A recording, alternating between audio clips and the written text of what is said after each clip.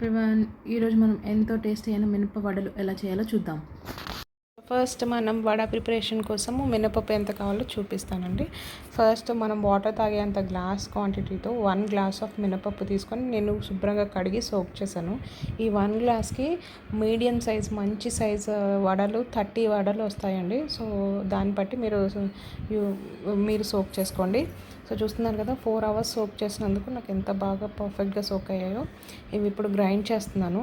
So ఎప్పుడైనా వడకి grind చేసేటప్పుడు మనం ఫస్ట్ వడకి కానీ గారెకి కానీ వాటర్ అనేది వేసుకోకూడదండి. గారెకైతే మాత్రం సాల్ట్ వేసి మినపప్పు కనుక గ్రైండ్ చేస్తే చాలా స్మూత్గా గ్రైండ్ అవుతుంది.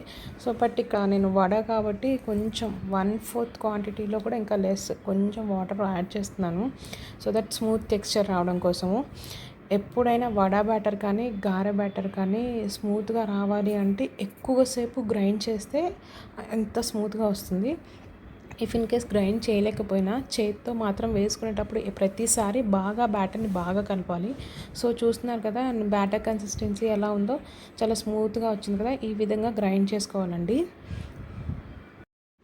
ఇప్పుడు ఈ బ్యాటర్ మొత్తం తీసుకొని ఇంగ్రీడియంట్స్ అన్నీ దీంట్లో కలిపేసుకుందాము. సో ముందుగా ఇంగ్రీడియంట్స్ కలుపుకునే లోపల ఆయిల్ ప్రీహీట్ చేసేసుకుందామండి. ఒక ప్యాన్లో డీప్ ఫ్రైకి సరిపడ్డంత ఆయిల్ తీసుకొని ప్రీహీట్ చేయండి. సో బ్యాటర్ చూస్తున్నారు కదా, కన్సిస్టెన్సీ ఎంత బాగా వచ్చిందో. ఇప్పుడు దీన్ని బాగా ఒక 2-3 టైమ్స్ ఎక్కువగా కనుక కలిపామనుకోండి, అప్పుడు ఎప్పుడు వేసేసారా ఆ బ్యాటర్ అనేది చాలా స్మూత్గా వస్తుంది. అండ్ ఈ బ్యాటర్ ఒక 1 వీక్ వరకు ఫ్రిడ్జ్లో పెట్టుకుంటే చాలా టేస్ట్ మాత్రం ఏం చేంజ్ అవ్వదండి. చాలా స్మూత్గా అలాగే ఉంటుంది వేసుకునే ప్రతిసారి. సో ఇది పిల్లలకి టిఫిన్ బాక్స్లో అయితే వడ పర్ఫెక్ట్గా ఉంటుంది. అండ్ దహి వడ అయితే చాలా పర్ఫెక్ట్గా ఉంటుంది. వడ కోసం ఇప్పుడు ఇంగ్రీడియంట్స్ యాడ్ చేస్తున్నాము ఈ బ్యాటర్లో. సో దానికోసం ఏమేమి యాడ్ చేస్తున్నానంటే, ముఖ్యంగా జీలకర్ర ఎక్కువగా ఉండాలండి, దీంట్లో బాగుంటుంది. అండ్ కరివేపాకు, కొత్తిమీర, సన్నగా తరిగిన ఉల్లిపాయలు, పచ్చిమిర్చి, ఈ 5 ఐటమ్స్ నేను దీంట్లో యాడ్ చేస్తున్నాను. సో యాడ్ చేసిన తర్వాత మళ్ళీ బాగా ఒక 2-3 సార్లు కలిపామనుకోండి, పిండి మాత్రం చాలా మృదువుగా అవుతుంది, సాఫ్ట్గా మనకి అర్థమైపోతుంది. సో అందుకని ఇవన్నీ వేసి నేను ముందే కలుపుతున్నాను. ఇప్పుడు ఆల్రెడీ ప్రీహీట్ చేసుకునే ప్యాన్లో మనం ఆయిల్ పెట్టేసుకున్నాం కదండి. ఇప్పుడు దీనికోసం అని చెప్పేసి వడ వేసుకోవడం కోసం నేను ఒక పాల ప్యాకెట్ పేపర్ని కట్ చేసి పెట్టుకున్నాను. సో వడ వేసుకునేటప్పుడు ఏంటంటే, ఈ బ్యాటర్ అనేది మన చేతికి అంటుకోకుండా మనం వాటర్ పక్కన ఇంకొక బౌల్లో పెట్టుకొని ఆ వాటర్లో ఫస్ట్ మనం చేయి తడుపుకొని తర్వాత వడ తీసి దీంట్లో వేసామంటే, ఆయిల్లో వేసామంటే అంటుకోకుండా చాలా చక్కగా వస్తుంది.